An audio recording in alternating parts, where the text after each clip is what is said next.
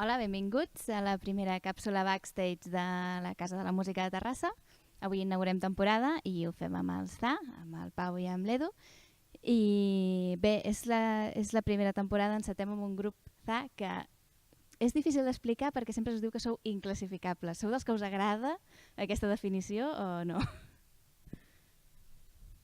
Bueno, sí que ens agrada, clar, home, vull dir, intentem, o sigui, fem la música que ens surt, però jo m'ho prenc com una cosa positiva, no?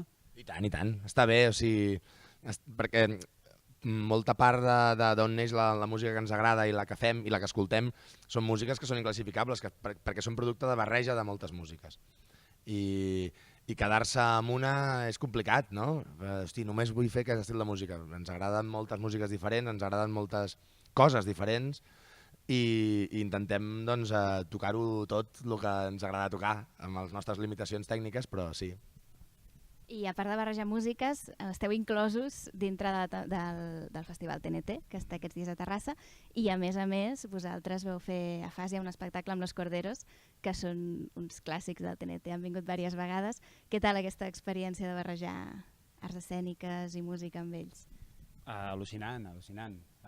Va ser molt interessant i un procés on vam estar aprenent mogollon tant una part tècnica com una part de dramatúrgia que l'Edu i jo no en teníem gens d'experiència o molt poca, i treballar amb ells que són un torrent creatiu, són molt compromesos. A l'hora de currar és curiós que són molt rigorosos també, no? En el que fan, doncs, de tot això va sortir una peça que estem superorgullosos, la veritat. Sí, no sé.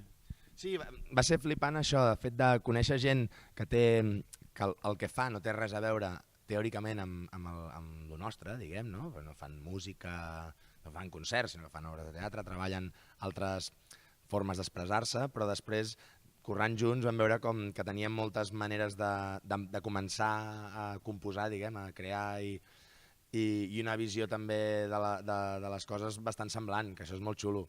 I veure això, que en teoria disciplines que no tenen res a veure, al final hi ha moltes dinàmiques molt semblants i ens vam entendre superbé, sí. Avui presenteu el vostre últim disc, Pachinko Plex, que té bastanta influència... Gràcies per dir-li Pachinko Plex i no Pachinko Flex, com la majoria de periodistes i mitjans. Els matalassos Flex han fet molt de mal, Pachinko Flex, a tot arreu. Sí. Me n'alegro, perquè això de dir el nom del disc era un moment complicat, i ja ho he hagut de mirar, perquè no heu posat un nom fàcil. No. Ens ho heu posat difícil. Bé, deia que aquest disc ve després de gires pel Japó i per Moçambic, no? Això es nota en el disc? Heu deixat alguna cosa del que heu viscut i heu sentit musicalment en aquestes gires? És que clar, són dues gires que són molt extremes. Hem tingut la sort de poder tocar a bastants llocs diferents i en entorns molt, molt variats i crec que la gira japonesa i la moçambiquenya, i vam tocar a Moçambic i a Suazilàndia, serien com les dues més diferents i de les quals vam aprendre mogollon, tant d'una com de l'altra. De Japó, aquesta hiperacceleració de tot, d'estímuls, d'inputs que ja anem cap allà tots, no? Necessitem tot el rato posar likes, compartir i mirar 1000 coses i estar 1000 informats de 1000 coses, tot i que no les entenguem del tot, però 1000 inputs. I a Moçambic és bastant al contrari, també allà vam gaudir d'una manera d'entendre la música que vam aprendre mogollon. Parlem molt sovint de la música com a mitjà i no com a fi, no? Com a una manera d'estar fent una cosa plegats, més enllà del resultat, no?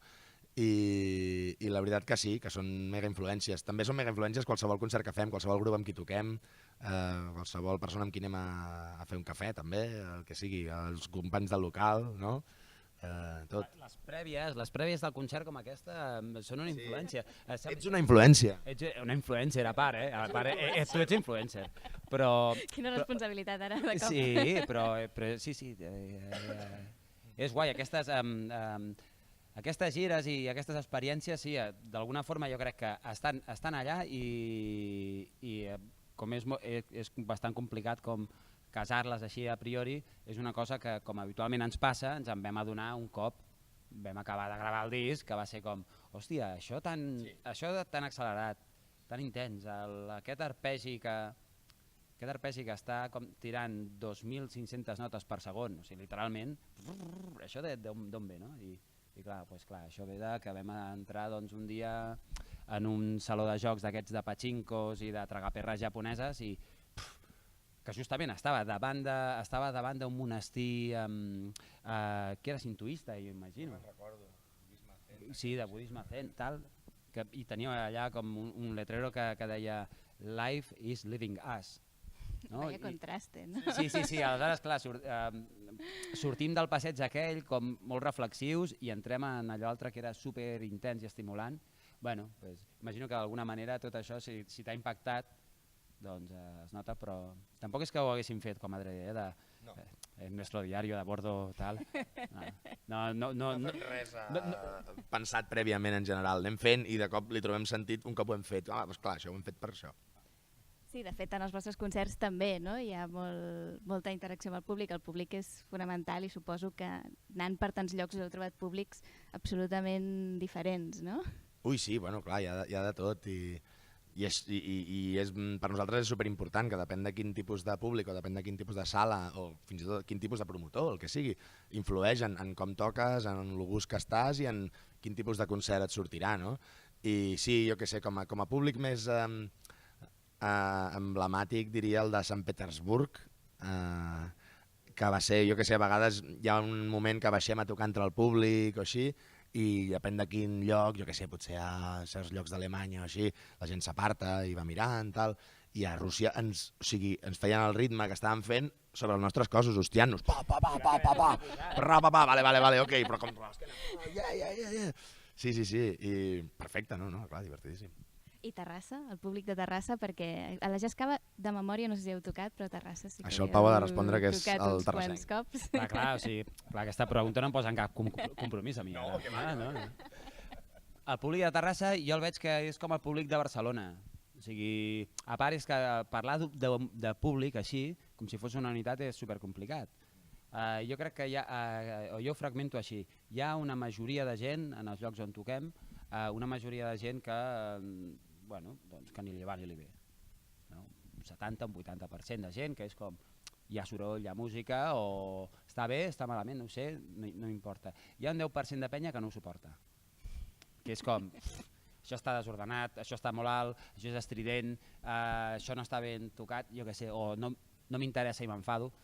I després hi ha un 10% de penya que aquest 10%, que és el nostre públic, que han vingut perquè han repetit o que els interessa perquè és una experiència nova i aleshores els hi fa canviar alguna cosa, i d'aquests hi ha un 2% habitualment que és gent fric, rara, que està ballant quan no toca, que criden quan no toca, tal, que aquests són el alma de la fiesta habitualment. I quan vam tocar l'altre cop aquí, jo crec que sí, jo crec que vam tenir aquí un 2% interessant.